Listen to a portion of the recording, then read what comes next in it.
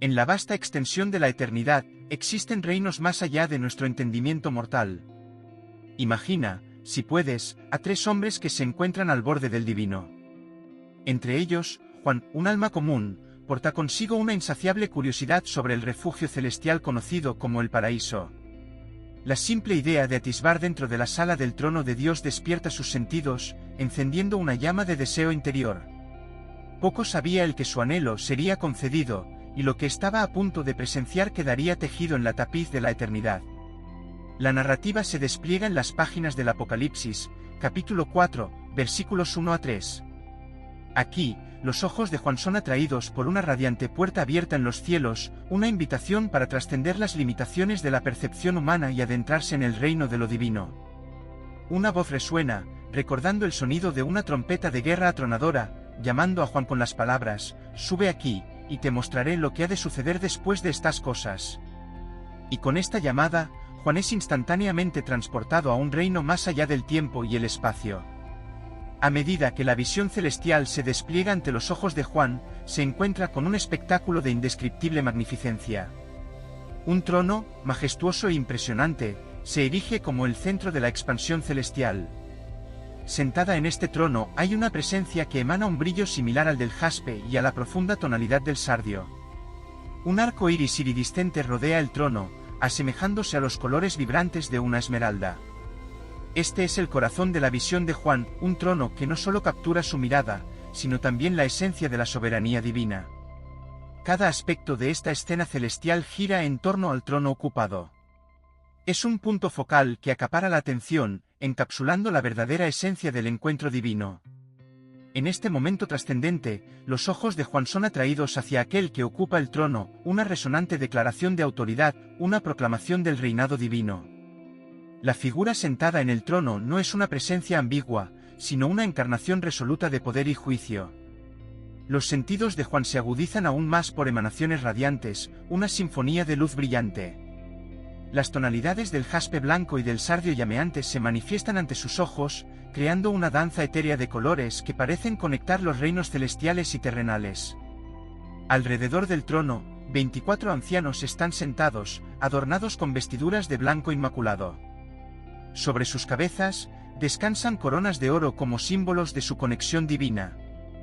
Desde el trono, irrumpe energía celestial, relámpagos y truenos, voces que resuenan a través de la expansión celestial. 7 lámparas de fuego arden intensamente, representando los 7 espíritus de Dios. Y en presencia del trono, un mar de cristal centellea como el cristal, un recordatorio de la pureza y claridad que rodean lo divino. En este momento etéreo, las palabras de Juan nos transportan a una realidad más allá de la nuestra, una realidad que trasciende tiempo y espacio. La visión en Apocalipsis 4 abre una ventana hacia la majestuosidad del cielo, una experiencia que va más allá de las palabras y nos invita a vislumbrar lo divino a través de los ojos del observador. Mientras continuamos nuestro viaje a través de esta narrativa en desarrollo, recordemos el profundo significado del trono ocupado, un símbolo de soberanía divina, un faro de esperanza y un testimonio de la conexión eterna entre lo mortal y lo celestial. En medio del trono y alrededor de él, había 4 criaturas llenas de ojos por delante y por detrás. Se menciona que alrededor del trono había 24 tronos y ante los ancianos, capturaron la atención de Juan. Él notó los 24 tronos, en los cuales estaban sentados los 24 ancianos. ¿Cuál es el papel de estos 24 ancianos? Existe un debate entre los comentaristas sobre si son seres humanos glorificados o criaturas angelicales. Sin duda, el pueblo de Dios parece estar representado por los ancianos cuando se consideran todos los factores. Signos impresionantes y temibles rodean el trono de Dios. Se relata que del trono emergen relámpagos, truenos y voces, recordándonos la presencia temible de Dios en el monte Sinaí. Esto transmite la asombrosa majestuosidad asociada con el trono de Dios. La primera criatura parecía un león, la segunda como un becerro, la tercera tenía un rostro similar al de un hombre y la cuarta criatura era como un águila en pleno vuelo. Cada una de estas 4 criaturas tenía 6 alas y estaba llena de ojos en su interior. Y no descansaban, adorando incesantemente y declarando: «Santo, Santo, Santo es el Señor Dios Todopoderoso, aquel que era, que es y que ha de venir». Identificar a las 4 criaturas vivientes es un desafío. Lo que sí sabemos con certeza es que son seres creados, ya que adoran a Dios. Parecen ser una fusión entre los querubines de Ezequiel 10 y los serafines de Isaías 6. El versículo 7 describe a los querubines, mientras que el versículo 8 retrata a los serafines. Los querubines parecen estar asociados con el juicio ardiente, mientras que los serafines están vinculados a la purificación ardiente. Estas criaturas nunca cesan de cantar sobre la santidad y la eternidad de Dios. La palabra «santo» aparece 9 veces en muchos manuscritos. Cuando estas criaturas ofrecen gloria, honor y acciones de gracias al que está sentado en el trono, los 24 ancianos se postran ante él, que vive eternamente, y arrojan sus coronas ante el trono. Siempre que las criaturas vivientes adoran al Eterno en el trono, los 24 ancianos se postran, adoran al Dios eterno y arrojan sus coronas ante el trono. Cada vez que las criaturas vivientes glorifican al Ser Eterno sentado en el trono, los 24 ancianos también se postran, adorándolo y lanzando sus coronas ante él. El ciclo de adoración y reverencia resuena a lo largo de la eternidad, donde criaturas y ancianos unen sus voces en un eterno canto de adoración, proclamando la santidad del Señor Dios Todopoderoso, el que era, el que es y el que ha de venir. La sala del trono resuena con la majestuosidad y la gloria del Creador, mientras todas las criaturas se inclinan ante él en humilde reverencia y alabanza. Los 24 ancianos se postran ante él, conscientes de que los ángeles que adoran a Dios también deben inspirar nuestra adoración. ¿Por qué deberíamos ser menos agradecidos o alabarle menos? ¿Acaso cantamos tanto como los pájaros? ¿Reconocemos que tú has creado todas las cosas y que, por tu voluntad, existen y fueron creadas? Como resultado del poder creativo y la gloria de Dios, los 24 ancianos lo adoran. El hecho de que Dios sea el Creador le confiere todos los derechos y reclamaciones sobre todo, tal como un alfarero tiene todos los derechos y reclamaciones sobre el barro. Romanos capítulo 9, versículo 21, ¿acaso no tiene el alfarero poder sobre el barro para hacer de la misma masa un vaso para uso honroso y otro para uso deshonroso? Dios, como Creador, tiene todo el derecho y reclamación sobre todo, incluso sobre nosotros, su creación. Él moldea, guía y dirige de acuerdo con su voluntad. Y al igual que el alfarero, él merece toda alabanza y adoración. Apocalipsis capítulo 4, versículo 11, digno eres, Señor y Dios nuestro, de recibir la gloria, la honra y el poder, porque tú has creado todas las cosas, y por tu voluntad existen y fueron creadas. La adoración de los 24 ancianos reconoce que el Señor es digno de gloria, honor y poder, porque Él creó todas las cosas, por su voluntad, ellas existen. Esta visión nos prepara para lo que está por venir. Dios es visto como el gobernante supremo del universo, sentado en el trono de su gloria, rodeado por criaturas que lo adoran y a punto de enviar juicio sobre la tierra. La imagen del trono de Dios aparece varias veces en este capítulo. Se menciona el trono 12 veces, sin contar los 24 tronos que también se citan 12 veces. Hablamos del trono y de quien está sentado en él. El foco está en el trono de Dios. En el versículo 2, vemos que el trono ha sido establecido en el cielo y que alguien está sentado en él. Esta es una declaración respetuosa, sin nombrar a quien se sienta en el trono, ya que es el Dios Todopoderoso quien ocupa ese lugar. Colores vibrantes se usan para describir la sala del trono y a quien está sentado en él. No solo hay un arco iris alrededor del trono, sino también 24 tronos con 24 ancianos vestidos de blanco y coronados con coronas de oro en sus cabezas. Los 24 ancianos nos dejan curiosos acerca de quiénes son y qué representan. Relámpagos, truenos y sonidos estrepitosos emanan del trono. El trono y la persona que se encuentra sentada en él son retratados como muy activos. El Señor no está dormitando en el trono, hay movimiento. El lector se está preparando para el derramamiento de la ira de Dios. En Apocalipsis capítulo 8, versículo 5, observamos que los relámpagos, truenos y sonidos de truenos que simbolizan el juicio provienen del trono de Dios, a medida que él emite sus fallos. Este lenguaje también nos remite a los truenos y relámpagos que ocurrieron en el monte Sinaí cuando Dios lo visitó. Sin embargo, Juan no es el único hombre en la palabra de Dios que ha sido testigo de esto. Testigo número 2, Ezequiel y la sala del trono en el Antiguo Testamento. Ezequiel documenta una escena similar del trono. La profecía de Ezequiel no es un cuento de hadas de otro tiempo y lugar. Él fue un hombre real que vivió en un lugar real y en un día real, teniendo visiones notables de Dios. El ministerio profético de Ezequiel comenzó cuando Judá aún era un reino independiente. La palabra del Señor vino expresamente a Ezequiel, el sacerdote. La palabra de Dios no solo vino a Ezequiel, el sacerdote, sino que vino de una manera notable. El nombre Ezequiel significa tanto la fuerza de Dios como fortalecido por Dios. Ezequiel capítulo 1, versículos 4 a 10, mientras yo miraba, se acercó desde el norte un viento huracanado, una gran nube con fuego fulgurante y un resplandor a su alrededor, y en el centro algo como metal brillante en medio del fuego. En su interior había figuras parecidas a seres vivientes. Tenían apariencia humana, cada uno tenía 4 rostros y 4 alas. Sus piernas eran rectas y las plantas de sus pies eran como las de un becerro, brillando como bronce pulido. Debajo de sus alas en los 4 lados, tenían manos humanas.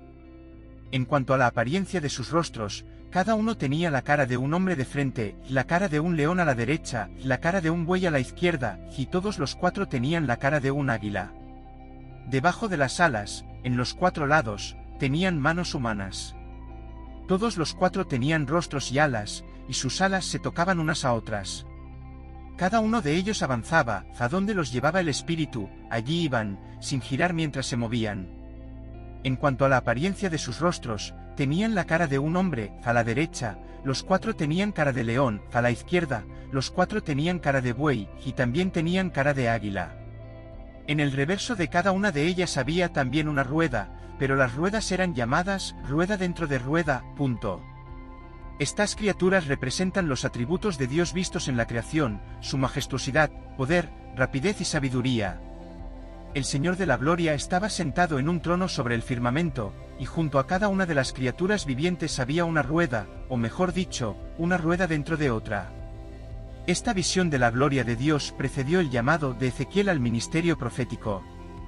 Consideremos los paralelos con lo que Juan vio. Una de las primeras cosas que notamos en nuestra comparación es que Ezequiel ofrece una descripción mucho más detallada de las 4 criaturas vivientes. En el versículo 22 del capítulo 1 de Ezequiel, vemos una descripción similar al mar de cristal, como de vidrio. Ezequiel vio un viento tempestuoso, parecido a un tornado, viniendo del norte. Esto marca el inicio de la ilustración de Ezequiel, posiblemente la visión más única y precisa de Dios en las Escrituras. El viento tempestuoso que Ezequiel presenció se asociaba con imágenes impactantes de la presencia de Dios. La nube durante el día y el fuego durante la noche fueron manifestaciones de la presencia de Dios con Israel durante el Éxodo. Éxodo capítulo 13, versículos 21 y 22, y el Señor iba delante de ellos, de día en una columna de nube para guiarlos en el camino, y de noche en una columna de fuego para iluminarles, para que pudieran caminar de día y de noche. No retiraba la columna de nube durante el día, ni la columna de fuego durante la noche, delante del pueblo. Un fuego ardiente que se consume a sí mismo nos recuerda a la zarza ardiente que Moisés vio, que ardía pero no se consumía. El resplandor estaba por todas partes, irradiando desde su interior. Este resplandor radiante es una expresión de la gloria de Dios. 4 seres notables eran visibles dentro de este torbellino de la presencia de Dios. Posteriormente, Ezequiel identificó a estas notables criaturas como querubines en el capítulo 10 de Ezequiel, versículos 8 al 15. Estos son ángeles de poder y gloria únicos que rodean a Dios. Los querubines aparecen por primera vez en el jardín del Edén, custodiando el camino al árbol de la vida con una espada flameante, Génesis capítulo 3, versículo 24. Leemos que tenían semejanza con un hombre. Ezequiel observó que no eran hombres, eran seres angelicales, no humanos. Sin embargo, tenían semejanza con un hombre en forma y estructura generales. Se parecían a un hombre, como la descripción siguiente mostrará. Eran diferentes de cualquier persona en la tierra. Los querubines son una clase extraordinaria de seres angelicales. Este es uno de los raros pasajes en la palabra de Dios que nos dice que las alas están asociadas con los seres angelicales. Las representaciones artísticas de los querubines, que se ordenaron hacer en el tabernáculo, en el templo y en el arca de la alianza, enfatizaban sus alas, como vemos en Éxodo capítulo 25, versículo 20. El libro de Isaías es fascinante para estudiar. En primer lugar, los registros de las profecías de Isaías están entre los más bien documentados de todos los libros del Antiguo Testamento. Los manuscritos del Mar Muerto, descubiertos en 1948, incluían una copia del libro fechada en el 100 años antes de Cristo, que era más de 1000 años más antigua que la siguiente copia más antigua, fechada en el 900 años después de Cristo. En ese momento, se estaba completando el trabajo de traducción de la versión estándar revisada de la Biblia, pero se detuvo para verificar estos documentos. Sin embargo, se necesitaron pocos cambios en la segunda mitad del período del reino de Israel. Isaías vivió en Jerusalén y habló en nombre de Dios a los líderes de Jerusalén y Judá. Él expresó, ante todo, el mensaje del juicio de Dios. Advirtió a los líderes corruptos de Israel que la rebelión contra la alianza con Dios tendría un costo y que Dios usaría a los grandes imperios de Asiria, y más tarde, de Babilonia, para juzgar a Jerusalén si continuaban en la idolatría y la opresión de los pobres. Sin embargo, esta declaración se combinó con un mensaje de esperanza. En la grandiosa visión de Isaías, Dios está sentado en su trono en el templo, rodeado de criaturas celestiales que claman, Santo, Santo, Santo. Isaías ve de repente cuán corrupto él y su pueblo Israel son, y cree que será destruido por la santidad de Dios. Sin embargo, no es destruido. Entonces, uno de los serafines vuela hacia Isaías y lo quema, pero no para destruirlo, sino para purificarlo de su pecado. Mientras Isaías reflexiona sobre esta experiencia peculiar, Dios le asigna una tarea difícil, predicar sobre el juicio inminente. Sin embargo, como Israel ha llegado a un punto sin retorno, sus advertencias paradójicamente endurecerán el corazón del pueblo. En el año en que murió el rey Uzías, Isaías vio al Señor, alto y exaltado, sentado en un trono, y la cauda de su manto llenaba el templo. Encima de él estaban los serafines, cada uno con 6 alas, con 2 cubrían su rostro, con 2 cubrían sus pies y con 2 volaban. Clamaban el uno al otro, Santo, Santo, Santo es el Señor de los ejércitos, toda la tierra está llena de su gloria. Al sonido de sus voces, los quicios de las puertas y los umbrales temblaron, y el templo se llenó de humo. Entonces dije, ¡ay de mí! Estoy perdido. Soy un hombre de labios impuros y vivo en medio de un pueblo de labios impuros, mis ojos han visto al Rey, el Señor de los ejércitos. Entonces uno de los serafines voló hacia mí llevando una brasa viva, que había tomado del altar con unas tenazas. Con ella tocó mis labios y dijo, mira, esto ha tocado tus labios, por lo tanto, tu culpa será eliminada y tu pecado será perdonado. La frase, Santo, Santo, Santo aparece 2 veces en la Biblia, una en el Antiguo Testamento, en Isaías capítulo 6, versículo 3, y otra en el Nuevo, en Apocalipsis capítulo 4, versículo 8. Ambas veces, la frase es proclamada por criaturas celestiales, en visiones de un hombre siendo llevado al trono de Dios, primero por el profeta Isaías y luego por el apóstol Juan. La santidad de Dios es el atributo más difícil de expresar. La santidad no es algo que heredamos como parte de nuestra naturaleza, solo nos volvemos santos en relación con Cristo. Es una santidad que nos es atribuida, una santidad imputada. Solo en Cristo nos convertimos en la justicia de Dios, 2 Corintios capítulo 5, versículo 21. La santidad de Dios es lo que lo distingue de todos los demás seres, lo que lo separa de todo lo demás. La santidad de Dios va más allá de su perfección o pureza inmaculada, y es la esencia de su singularidad, su trascendencia. La santidad de Dios representa el misterio de su grandeza y nos lleva a contemplarlo con asombro, a medida que empezamos a comprender un poco de su majestuosidad. En la visión descrita en Isaías 6, Isaías fue testigo personal de la santidad de Dios. Aunque era un profeta de Dios y un hombre irreprochable, era consciente de su propia pecaminosidad. Isaías y Juan, por otro lado, pintan un retrato unificado de un Dios santo, magnífico y glorioso, que no cambia, Malaquías capítulo 3, versículo 6, Hebreos capítulo 13, versículo 8, y con el cual no hay variación ni sombra de cambio, Santiago capítulo 1, versículo 17. ¿Qué podemos llevarnos para nosotros mismos al leer estas imágenes vívidas de la sala del trono de Dios? En primer lugar, Dios sigue activo. Es un error común pensar que, después de crear el mundo, Dios se retira y permite que las cosas sigan su curso sin involucrarse. Dios está sentado en el trono, y contrario a la creencia popular, no está dormido. No ha habido interrupción en la actividad de Dios. Él no solo está al tanto de lo que está sucediendo, sino que también permanece activo en su soberanía y gobierno.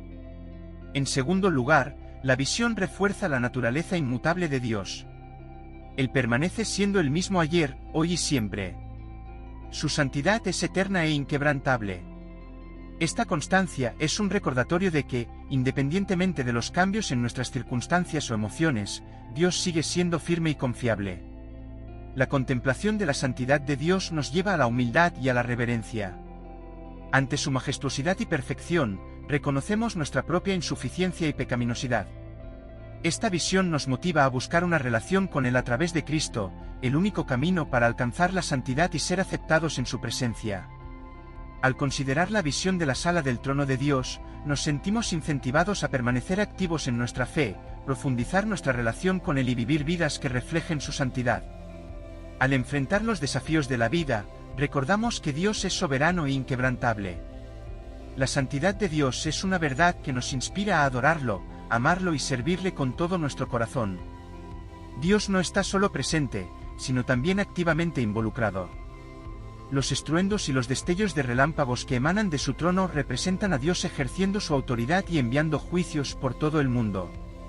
Isaías dice: «El cielo es mi trono, y la tierra el estrado de mis pies». ¿Podrías construirme un templo tan bueno como este? ¿Podrías construirme un lugar de reposo? Isaías capítulo 66, versículos 1 y 2. Estamos invitados a contemplar la magnificencia del Señor. Dios es el creador del cielo y la tierra, y no hay nada que no sea de Él. Él anhela corazones humildes y contritos, que tiemblan ante su palabra. Reconociendo su majestuosidad, debemos rendirnos a Él. La visión de los pasajes de los capítulos 4 y 5 muestra los juicios de Dios sobre el mundo. Estas visiones nos transportan a una perspectiva celestial y nos recuerdan quién está al mando en la tierra. Debemos adorar a Dios de manera adecuada y permitir que Él nos proporcione las experiencias que ha planeado. La gloria de Dios es el foco principal de la revelación que Juan recibió. Incluso los juicios que Él presenciará pronto honrarán a Dios y explicarán su actividad, en lugar de simplemente satisfacer nuestra curiosidad sobre el futuro. Esta revelación busca iluminarnos sobre el esplendor de Dios. La comprensión de la gloria de Dios nos lleva a una humildad reverente. La forma en que adoramos y obedecemos a Dios debe reflejar la grandiosidad de quien Él es. La visión de la sala del trono nos reta a dejar a un lado nuestra autosuficiencia y reconocer la soberanía y la majestuosidad de Dios. El Apocalipsis nos recuerda que la verdadera comprensión de la actividad de Dios se ilumina por la reverencia y la adoración, buscando una conexión profunda con el Creador de todo.